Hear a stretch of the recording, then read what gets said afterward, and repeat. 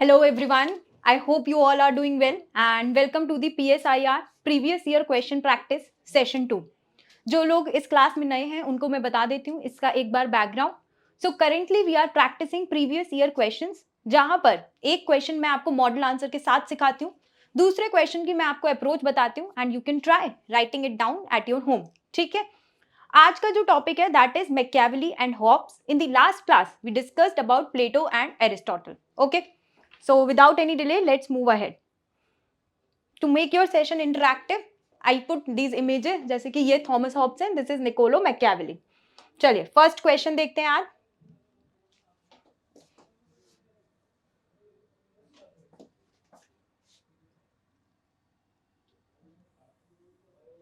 Okay.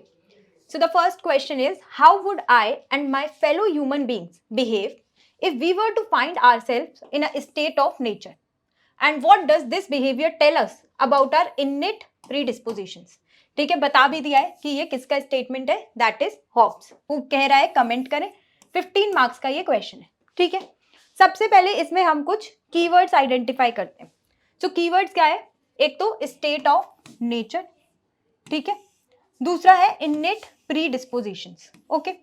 अगर मैं overall question आप लोगों को समझाऊं, सो इट इज आस्किंग कि human beings state of nature में, जब कोई स्टेट उनको गवर्न करने के लिए नहीं होगा, ऐसे में कैसे बिहेव करेंगे, और ये मैन के इनेट प्रीडिस्पोजिशंस के बारे में क्या बताता है. ठीक है. अब हर आंसर के, जैसे कि हमने लास्ट सेशन में भी डिस्कस किया था, 3 पार्ट्स होते हैं. One is intro, another is body and third is conclusion. ठीक है. जब भी आप आंसर राइटिंग कर रहे हैं, एक की फॉर्मेट आपको फॉलो करना है. सबसे पहले आपको क्वेश्चन को 2 से 3 बार पढ़ना है, उसमें अच्छे से उसके कीवर्ड्स आइडेंटिफाई करने हैं और आपको समझना है कि ये क्या पूछ रहे हैं. अगर आपने क्वेश्चन अच्छे से समझ लिया तो आपका आधा काम वहीं पर खत्म हो जाता है. उसके बाद आप एक स्ट्रक्चर बनाइए that what you are going to write in the intro. आप बॉडी में क्या लिखेंगे और आप कंक्लूजन में क्या लिखेंगे. ठीक है. मैंने आप लोगों को लास्ट क्लास में भी सिखाया था कि इंट्रोडक्शन में जनरली हम थिंकर के बारे में ब्रीफली लिखते हैं. ठीक है.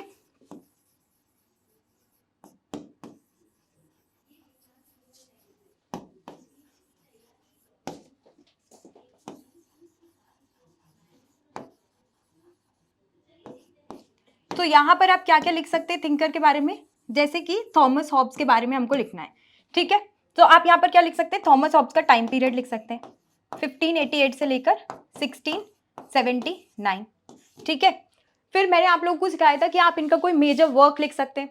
तो थॉमस हॉब्स का मेजर वर्क क्या है, जैसे कि Leviathan. Okay. Let me know in the comment section what is the meaning of the word Leviathan. ठीक है. इसका मीनिंग सभी लोग कमेंट सेक्शन में लिखकर बताएंगे. ओके. तो या तो हम टाइम पीरियड बता सकते हैं या फिर थिंकर का वर्क बता दिया. उसके बाद मैंने आप लोगों को सिखाया था कि किसी और स्कॉलर का व्यू दे सकते हैं, जैसे कि कार्ल मार्क्स ने क्या बोला है हॉब्स को, ही इज द फादर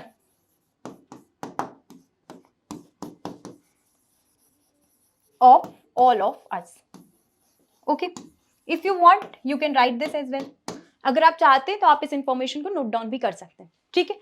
तो सबसे पहले हमने क्या बताया, या तो हम टाइम पीरियड बता सकते हैं, या फिर थिंकर का वर्क बता सकते हैं, या फिर किसी स्कॉलर का व्यू बता सकते हैं. आप ये तीनों भी लिख सकते हैं as this is a 15 marker question. So 15 marker question में you have the liberty to write an introduction around 30 to 40 words. और क्या बता सकते हैं हम इंट्रोडक्शन में, we can also talk about the methodology. क्या मेथोडोलॉजी है हॉब्स की, रेजोल्यूटिव,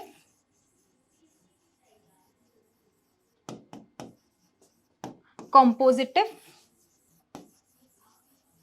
मेथड. ठीक है. ये इन्होंने किससे इंस्पायर होकर लिया था, by the French philosopher and mathematician Descartes. ठीक है. ये आप बता भी सकते हो इन्फ्लुएंस्ड बाय डेकार्ट्स. तो ये मैं आपको कुछ चीजें बता रही हूँ कि आप क्या और क्या आप इंट्रोडक्शन में लिख सकते हो, और इसी के अराउंड आप खुद भी हर थिंकर के लिए एक इंट्रो और कंक्लूजन प्रिपेयर करके रखिए. और क्या लिख सकते हैं हम, और हम लिख सकते हैं कि जैसे इन्होंने प्यूरिटान रिवॉल्यूशन विटनेस किया था. Okay. What else can we write? That he was a materialist. ठीक है. या फिर ये एक यूटिलिटेरियन थे. इस तरह की कुछ चीजें आप अपने इंट्रोडक्शन में लिख सकते हैं। एक बार मैं आपको फिर से समराइज कर देती हूँ। We talked about the time period that is 1588 to 1679। Then we talked about the major work that is Leviathan. फिर हमने बताया कि कौन से स्कॉलर ने हॉब्स के बारे में क्या कहा है, that is Marx has described him as the father of all of us. उसके बाद हमने उनकी अप्रोच बताई, that is resolutive compositive method, ठीक है। Then we also talked about that he is a materialist, utilitarian and also witness the Puritan revolution. इन चीजों के around you can write your introduction, ठीक है। अब आते हैं बॉडी पे। सो बॉडी में पहले एक आप पैराग्राफ लिखेंगे डिस्क्राइबिंग अबाउट द बैकग्राउंड, कि किस कॉन्टेक्स्ट में हॉब्स ने अपनी ये थ्योरी दी। सो पहले एक आप पैराग्राफ लिखेंगे बैकग्राउंड का, ठीक है। बैकग्राउंड में जहां पर आप बताएंगे कि you don't have to use the word background, but introduction के बाद एक पैराग्राफ आप बैकग्राउंड को लिखेंगे as this is a 15 mark question. इसमें आप क्या बताएंगे, जैसे कि आप बताएंगे कि हॉब्स ब्रिटेन से थे, ठीक है। इन्होंने वहां पर प्यूरिटान रिवोल्यूशन देखा, जिसमें कि बहुत ज्यादा केओस थी, एनार्की थी। आप डिफरेंट ग्रुप्स का भी लिख सकते हैं विच वर फाइटिंग अमंग्स देमसेल्फ, जैसे कि कैथलिक्स,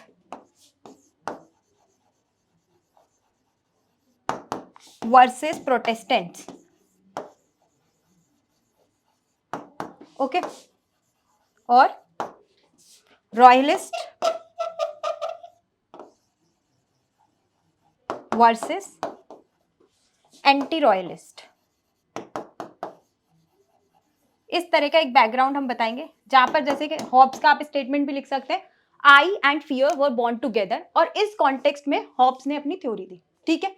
इसके बाद क्या लिखा हुआ है, how would I and my fellow beings behave if we were to find ourselves in a state of nature.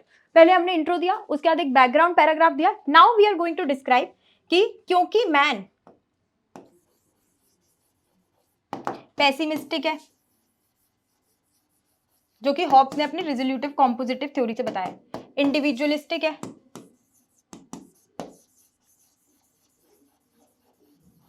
इसलिए स्टेट ऑफ नेचर कैसा है, state of nature is a state of war. अब आपको बेसिकली स्टेट ऑफ नेचर पे आना है कि बिना स्टेट के ह्यूमन बींग्स कैसे बिहेव करेंगे, it is a state of war, ठीक है। यहाँ पे आप कीवर्ड्स यूज करेंगे, nasty, poor, brutish, short, might is right, etcetera.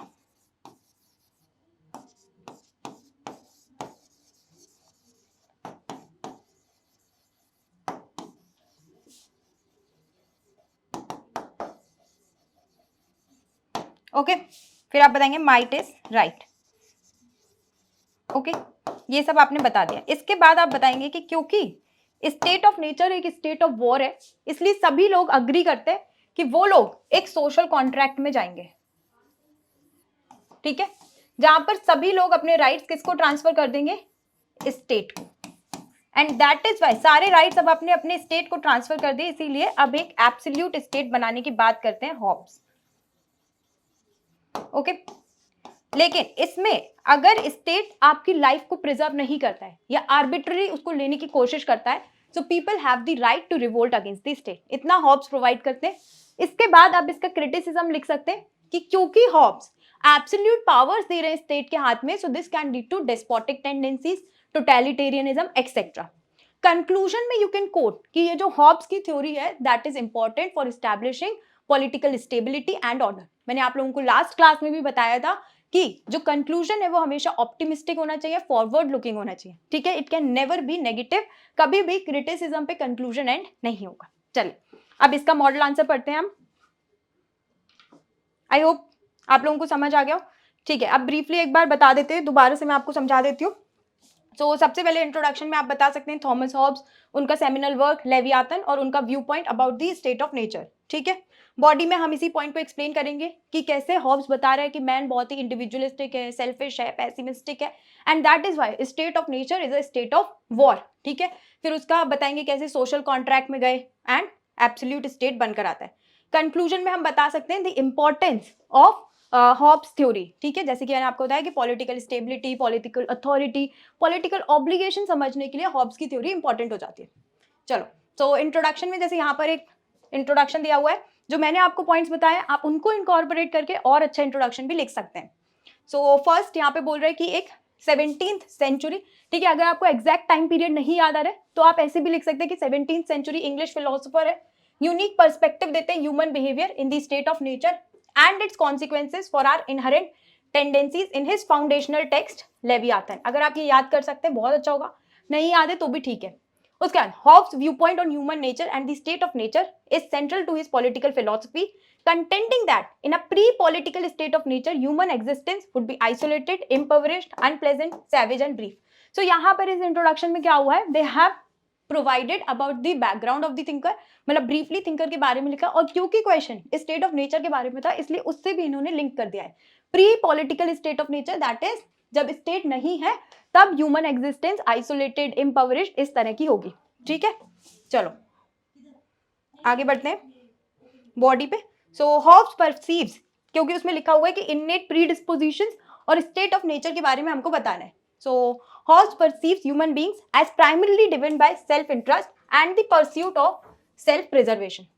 ठीक है, Hobbes posits that in the state of nature absence of authority or rule results in unresolved disagreements culminating in a state of incessant battle and warfare characterized by every individual against every individual। ठीक है, तो ये क्या बता रहे हैं, क्योंकि man pessimistic है, इंडिविजुअलिस्टिक है, सेल्फिश है, सिर्फ अपने इंटरेस्ट के बारे में सोचता है, तो इसलिए स्टेट ऑफ नेचर जहां पर किसी की कोई अथॉरिटी नहीं है, कोई रूलर नहीं है, there is no one to control you, वो टर्न हो जाएगा एक स्टेट ऑफ वॉरफेयर में जहां पर हर कोई एक दूसरे के अगेंस्ट है। ठीक है, this incessant condition of warfare originates from three primary causes: rivalry for scarce resources, diffidence for security and repute। ठीक है, तो यहाँ पर ये बता रहे हैं कि ये जो तीन कॉजेज क्या है जिसकी वजह से ये हो रहा है कि every individual is against every individual, क्योंकि जो रिसोर्सेज है वो तो लिमिटेड ही होते हैं। So these are some of the causes for this state of nature. फिर इस पैराग्राफ में हॉब्स ने बेसिकली ये बताया है कि जहां पर देखो हर कोई एक दूसरे के अगेंस्ट है, ठीक है, हर कोई एक दूसरे की जान लेने के लिए, and first of all this is a hypothetical situation, जो कि हॉब्स ने ऐसा इमेजिन किया कि अगर कोई नहीं होगा तो ऐसा होगा। तो यहाँ पर ये बता रहे कि अगर ऐसा होगा तो कोई भी अपने कोई राइट्स एक्सरसाइज नहीं कर पाएगा। आप जो भी अगर आप पेंटिंग परस्यू करना चाहते हो आप नहीं कर पाओगे, क्योंकि आपको तो अपनी लाइफ के ऊपर ही सबसे बड़ा डेंजर है। तो इस कंडीशन में हॉब्स ने बताया कि क्या होगा, there is no room for industry, for outcome thereof is unpredictable। ठीक है, नो कल्टिवेशन, नो नेविगेशन, कोई कमोडिटीज को आप basically he is trying to tell कि कोई ट्रांसपोर्ट, इकोनॉमिक ग्रोथ, ठीक है, आप अपनी आर्ट्स को जो भी आप कुछ अगर क्रिएटिव एक्टिविटी करना चाहते हो तो उस तरह की चीजें नहीं हो पाएंगी। That is what is being told over है। जैसे कि अगर यहाँ पे देखें, no society most alarmingly persistent anxiety and threat of violent death, the existence of humanity solitary terrible wild savage and brief. ठीक है, तो वही नेस्टी, पुअर, ब्रूटिश एंड शॉर्ट को कुछ डिफरेंट वर्ड्स में ये लिखा गया है। ओके, चलो आगे बढ़ते हैं। फिर क्या बोल रहे हैं, then it is talking about according to Hobbes the natural condition of perpetual conflict and stability exposes an inherent tendency for self preservation and rational self interest where humans are inclined to struggle to ensure their existence and welfare। Nonetheless, acknowledging the unacceptable nature of this in internal struggle, Hobbes contends that rational individuals will endeavor to evade the condition of nature by establishing a social contract। अब यहाँ पर ये क्या बता रहे हैं, it is telling कि क्योंकि स्टेट ऑफ नेचर में लोग अपने राइट्स एक्सरसाइज नहीं कर पा रहे हैं, ठीक है, वो स्टेट ऑफ नेचर नहीं, वो स्टेट ऑफ वॉर हो चुका है। तो यहाँ पर जो रैशनल इंडिविजुअल्स होंगे वो सोचेंगे कि हम एक सोशल कॉन्ट्रैक्ट बनाते हैं, अपने राइट्स एक बॉडी को ट्रांसफर करते हैं जो कि ये सारी चीजें रेगुलेट करेगा, ठीक है, so that we can exercise our rights. तो यहाँ पर ये चीज लिखी हुई है, collectively consenting to relinquish some freedoms to a governing authority in return for security and the preservation of social order।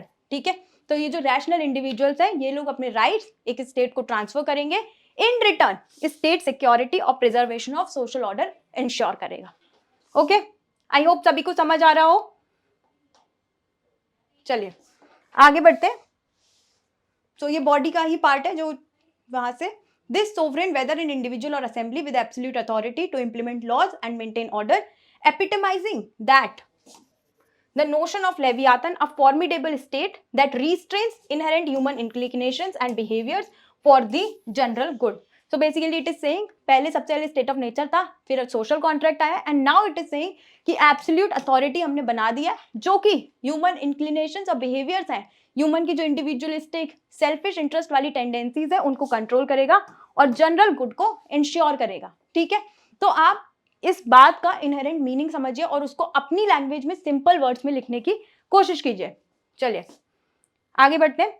फिर next it is talking about Hobbes' examination of human conduct in the state of nature and the ensuing establishment of a society. The contract has significant ramifications for comprehending political authority and the essence of human rights. His claim that the apprehension of violent death drives humans to this. Now it is basically trying to summarize. ठीक है, एक बार फिर से एक paragraph में ये बता रहे हैं कि हॉब्स ने जो अपना ह्यूमन कंडक्ट का एग्जामिनेशन किया है उसके बेसिस पे एक सोसाइटी बनती है, एक स्टेट बनाते हैं, ठीक है, जो कि like which ensures preservation and social order.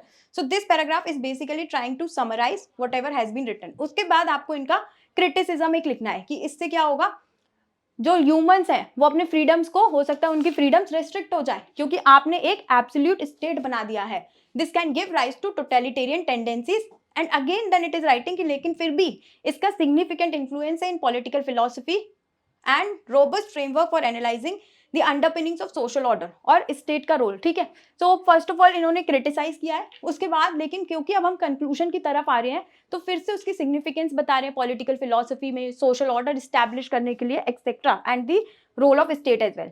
Conclusion में फिर से हम सिग्निफिकेंस लिखेंगे, ठीक है, जहां पर हमें ओवरऑल यही लिखना है कि हॉब्स की जो थ्योरी है वो इन्होंने इसी कॉन्टेक्स्ट में दी थी ताकि जो हमारी सोसाइटी है उसमें हार्मनी रहे, एक प्रॉस्परस सोसाइटी हम बिल्ड कर सकें. There should be stability and no chaos. ठीक है, एक बार मैं पढ़ देती हूँ आप लोगों के लिए. Thomas Hobbes contemplation of human conduct in the state of nature emphasises his conviction in inherent human inclination towards self-interest and conflict necessitate the formation of a robust state as the guardian of tranquility and societal harmony. So it is saying कि Thomas Hobbes ने जो खुद से उन्होंने समझा कि human nature कैसा है उसके बेसिस पे उन्होंने सजेस्ट किया कि आप एक स्टेट बनाओ जो कि ट्रैंक्विलिटी और सोसाइटल हार्मनी एंश्योर करेगा. देन उनका वर्क कंटिन्यू करता है, एक fundamental element of political thought और सिग्निफिकेंट इंसाइट्स देता है into essence of humanity, essence of civilisation and the rationale for political authority. Hobbes के वर्क की वजह से ही हमें पता चलता है कि क्यों हमें स्टेट की जरूरत है. क्यों जरूरत है? क्योंकि अगर एक स्टेट ऑफ नेचर होगा जहां पर कोई अथॉरिटी नहीं होगी हमको गाइड करने के लिए, हमको डायरेक्ट करने के लिए, तो उस स्तर पे एक state of chaos and anarchy होगा. ठीक है, चलो आगे बढ़ते हैं. Now these are some value addition point जो कि आप अपने आंसर्स में यूज कर सकते हो. ये मैंने डिफरेंट बुक्स को रेफर करके कलेक्ट किया है.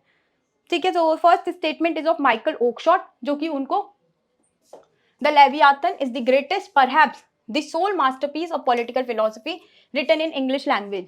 इस तरह के जो वैल्यू एडिशन या स्कॉलर्स के व्यूज है ये वाला जो है ये मोस्टली या तो इंट्रो या कंक्लूजन में आप यूज कर सकते हो.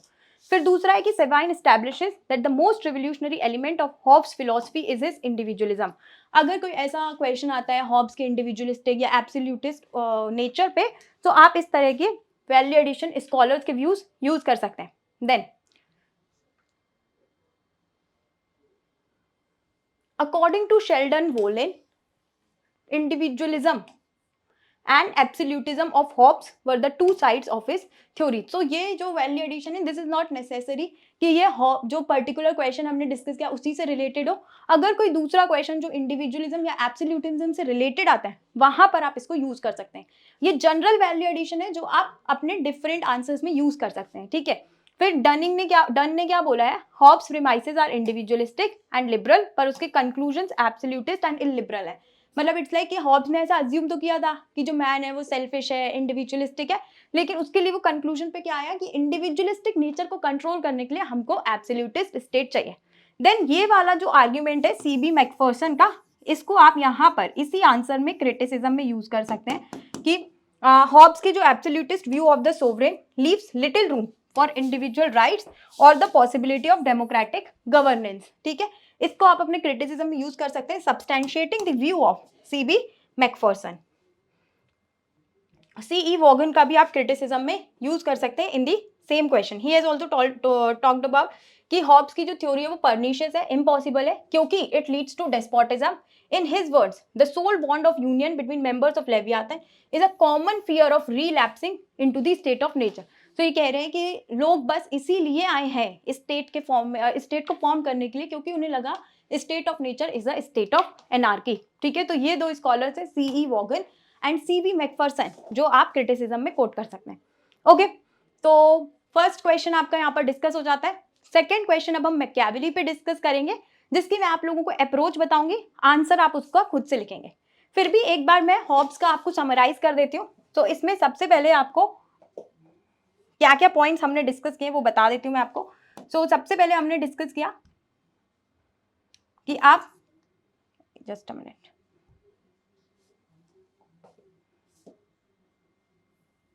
सबसे पहले हमने डिस्कस किया कि इंट्रोडक्शन में आप ब्रीफली लिखेंगे थिंकर के बारे में, ठीक है। जैसे कि 1588 से लेके 1679 तक इनका टाइम पीरियड था। लेवियाथन इनका फेमस वर्क है। कार्ल मार्क्स ने बोला है that he is the father of all of अस। अगर आपको एग्जैक्ट टाइम पीरियड याद नहीं है 1588 से लेके 1679 का, तो आप 17th सेंचुरी भी कोट कर सकते हैं, ठीक। फिर बॉडी में पहले हमें थोड़ा सा बैकग्राउंड बताना है। जैसे कि हॉब्स ने प्योरिटान रिवोल्यूशन देखा, it was a state of chaos anarchy, जिसके लिए उन्होंने बोला भी that I and fear were born together. उसके बाद हम बताएंगे कि मैन का इननेट प्रीडिस्पोजिशंस क्या है, जैसे कि पैसिमिस्टिक है, ठीक है, सेल्फिश है, जो कि हॉब्स ने किससे स्टैब्लिश किया है, through his resolutive compositive method. Then we will talk about state of nature. तो इसमें मैं लिख देती हूँ नेचर ऑफ मैन। उसके बाद हम बात करेंगे स्टेट ऑफ नेचर की। स्टेट ऑफ नेचर में हम बताएंगे जैसे कि nasty, poor, brutish, short, might is right, everyone turns against, it is a war of all against all, ठीक है। उसके बाद हम बताएंगे कि सोशल कॉन्ट्रैक्ट बनाते हैं लोग। देन स्टेट फॉर्म होता है, ओके कौन सा स्टेट फॉर्म होता है, एब्सोल्यूट स्टेट। ये सब हमने बता दिया। उसके बाद आप इसका क्रिटिसिज्म लिखेंगे, जहां पर आप वॉगन और सीवी मैकफर्सन को भी यूज कर सकते हैं कि इनकी जो टेंडेंसीज है it can lead to totalitarian and despotic tendencies, democratic governance इससे नहीं हो पाएगी। एंड में कंक्लूजन में हमको एक ऑप्टिमिस्टिक विजन देना है, जहां पर हम बताएंगे कि जो हॉब्स की थ्योरी है it has helped us in understanding the foundations of political philosophy, establishing political stability, order, genesis of civilisation etcetera, ठीक है। चलो let's move to the next question. तो सभी को मजा आ रहा है ये क्वेश्चन सॉल्व करके या नहीं? मुझे तो बहुत मजा आ रहा है आप लोगों के साथ इंटरेक्ट करके। चलो नेक्स्ट क्वेश्चन क्या है, मैकियावेलीज सेक्युलरिज्म कमेंट, ठीक है। तो सिंपल है, इसमें कुछ मुझे समझाना नहीं है, मैकियावेली के सेक्युलरिज्म के ऊपर क्वेश्चन है, ठीक है। चलो तो अगेन दोबारा से हम क्या करेंगे, सेम एक्सरसाइज। सबसे पहले हम यहाँ पे लिख देंगे इंट्रो, बॉडी और कंक्लूजन, ओके। इंट्रो में जैसे आप इनका टाइम पीरियड बता सकते हैं 1469 से लेकर 1527, ओके। मेजर वर्क क्या है मैकियावेली का, द प्रिंस, ठीक है, बता सकते हो द प्रिंस इनका मेजर वर्क है। कहां पर दिया है मैकियावेली ने अपने सेक्युलरिज्म का कॉन्सेप्ट, ऑब्वियसली अपनी बुक द प्रिंस में,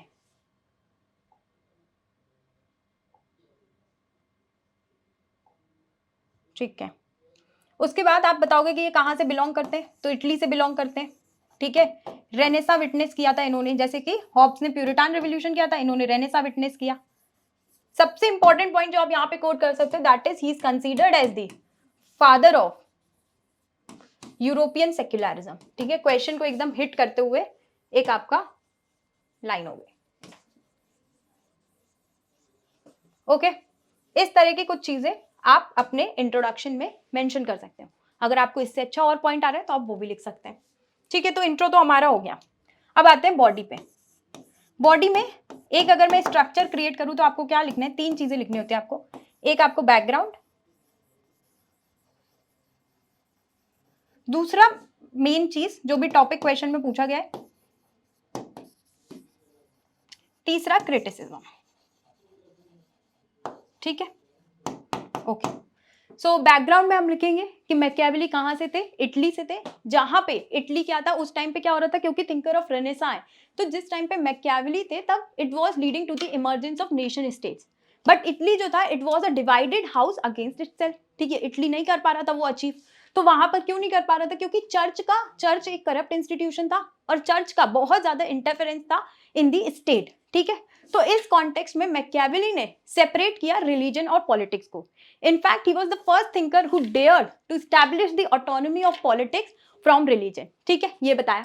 उसके बाद टॉपिक के रिगार्डिंग मैकियावेली का सेक्युलरिज्म का कॉन्सेप्ट क्या है, basically he is saying this only कि पॉलिटिक्स और एथिक्स को सेपरेट रखना है, ठीक है, सेपरेट रखो। जैसे कि मैकियावेली का एक बहुत फेमस स्टेटमेंट है, in politics ends justify the means, ठीक है, इस तरह से आप इसको बताओगे। फिर आप बताओगे कि इसका मतलब क्या है, एथिक्स और पॉलिटिक्स को डिफरेंट रखने, दैट इज कि मैकियावेली इसको सब्सटैंशिएट करते हैं with the help of a concept dual morality, ठीक है। वो कह रहे हैं कि जो कॉमन मैन है, ऑर्डिनरी पर्सन और किंग की मोरालिटी डिफरेंट होती है। किंग अपने डिसीजंस इमोशनल होके या एथिकल होके नहीं ले सकता है। किंग का मेन काम है to fulfil the national interest, national interest को फुलफिल करना ही किंग का काम है। जैसे कि एक ऑर्डिनरी पर्सन है, वो अपनी लाइफ को कुर्बान कर सकता है for the sake of his ethics, but king अपने लोगों की लाइफ को नहीं दे सकता है for the sake of his own ethics, ठीक है। उसका मेन काम क्या है कि उसको नेशनल इंटरेस्ट प्रिजर्व करके रखना है। So this is how he is separating politics and ethics, ठीक है। दूसरी बात, क्या मैकियावेली एंटी रिलीजन है? No, Machiavelli is not anti religion, but Machiavelli ने, क्योंकि उसने इटली में ऐसी कंडीशंस देखी थी, क्योंकि चर्च का इतना ज्यादा इंटरफेरेंस था जिसकी वजह से इटली ग्रो नहीं कर पा रहा था, इसलिए वो कह रहा है कि एथिक्स और पॉलिटिक्स को सेपरेट करो। लेकिन उसका रिलीजन को लेके एक यूटिलिटेरियन व्यू है। अगर किंग यूटिलाइज कर सकता है रिलीजन, ठीक है, for gaining the confidence of the population, तो that he can do. So Machiavelli was not anti religion, he was not immoral. उसके बाद अगर इसके क्रिटिसिज्म पे आए तो आप क्रिटिसिज्म लिख सकते हैं, जैसे कि गांधी और गोखले का। गोखले ने बात की है स्पिरिचुअलाइजेशन ऑफ पॉलिटिक्स की, और गांधी ने मैकियावेली को क्रिटिसाइज किया है। गांधी जी ने क्या बोला है कि politics without religion is a death trap. Gandhi ji ने बोला है कि दोनों मीन्स और एंड्स आपके फेयर होने चाहिए, ठीक है। तो ये दो आप क्रिटिसिज्म लिख सकते हो। उसके बाद when we come to the conclusion, conclusion मैंने हमेशा फिर से एक ही बात रिपीट करूंगी, कंक्लूजन के लास्ट क्लास में भी मैंने आपको बताया था दो तीन डायमेंशन हो सकते हैं। First is significance, okay, another is its application. यहां पर मैं आपको दोनों के ही एग्जांपल दे देती हूं। सिग्निफिकेंस में जैसे अगर पॉलिटिक्स और रिलीजन को आप मिलाते हो तो it leads to like communalism, ठीक है। तो मैकियावेली के कॉन्सेप्ट को अगर हम लाते हैं, so it can help in tackling communalism, okay, ये हो गया सिग्निफिकेंस। एप्लीकेशन देखें तो इनके concept of secularism has been adopted in countries along the Atlantic and also in Indian Constitution under Article 25 to 28. तो ये इनका हो गया एप्लीकेशन।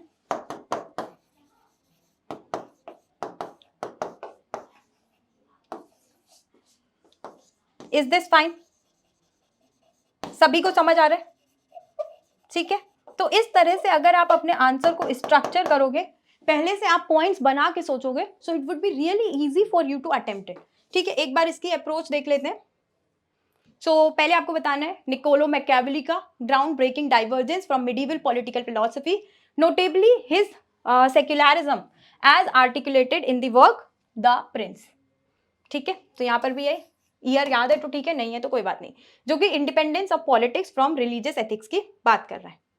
चलो, बॉडी में आप बताओगे उनके डिफरेंट गई कि पॉलिटिक्स और एथिक्स को सेपरेट रखना है, ठीक है। फिर उसके बाद पॉलिटिक्स और एथिक्स को सेपरेट रखने के बाद आप ये भी बताओ कि जो मैकियावेली है वो एंटी रिलीजियस नहीं है, यूटिलिटेरियन पर्सपेक्टिव दे रहा है एक रिलीजन का। तो एक बार इसको पढ़ लेते हैं। Machiavelli's realistic political approach underscoring his focus on the truths of human nature and utilitarian application of religion for political objectives. Investigate his perception of the state as an entity regulated by its intrinsic logic. मतलब यहाँ पर क्या बात कर रहे हैं कि आपको नॉर्मल कॉमन मैन का एथिक्स नहीं यूज करना है, so that is dual morality की बात कर रहे हैं यहाँ पर,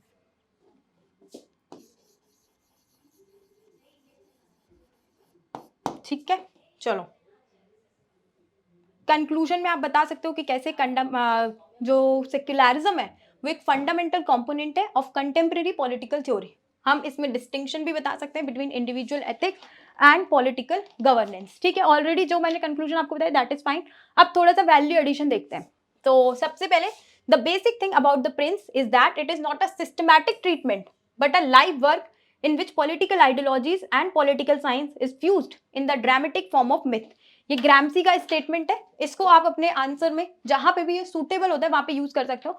सेक्युलरिज्म वाले में इसका इतना यूज नहीं है, ठीक है। अगर द प्रिंस पे कोई क्वेश्चन आता है उनके वर्क को लेकर, then you can use it. फिर डनिंग ने क्या बोला है, that it is quite a paradox that Machiavelli has been criticised for telling the truth. इस तरह के स्टेटमेंट्स आप इंट्रोडक्शन में यूज कर सकते हो कि जो मैकियावेलियनिज्म है वो बहुत ज्यादा नेगेटिव सेंस में यूज किया जा रहा है, and Machiavelli is a thinker जो कि सच बता रहा है लेकिन फिर भी क्रिटिसाइज किया जा रहा है। फिर आप जैसे बर्ट्रैंड रसल का यूज कर सकते हैं, the Renaissance though it produce no important theoretical philosophers, it produced one man of supreme eminence. This is what you can use in intro. This is the best thing for introduction, जहां पे आप use कर सकते हो कि Bertrand Russell, and it is not necessary कि आपको ये पूरा एग्जैक्टली याद हो, आप बस इसका की मतलब आइडिया याद करने की कोशिश करो कि बर्ट्रैंड रसल ने बेसिकली तारीफ की है मैकियावेली की, जहां पे आप लिख सकते हो कि बर्ट्रैंड रसल ने बोला है he is one of the greatest thinker of the Renaissance time. फिर ई कैसिरर even equated Machiavelli with Galileo as the scientist of politics who does not mix up facts of political life with values of moral judgment. ये वाला आप कहाँ पर use कर सकते हो, this you can use when you are explaining dual morality. ठीक है, तो जब भी जैसे आप कोई भी थिंकर का कोई कॉन्सेप्ट एक्सप्लेन कर रहे हो उसको you can substantiate with views of some other scholar as well. Okay, चलो। So that's all for today. Thank you for watching this session. It was great interacting with you all. Keep writing, keep practicing. Good luck.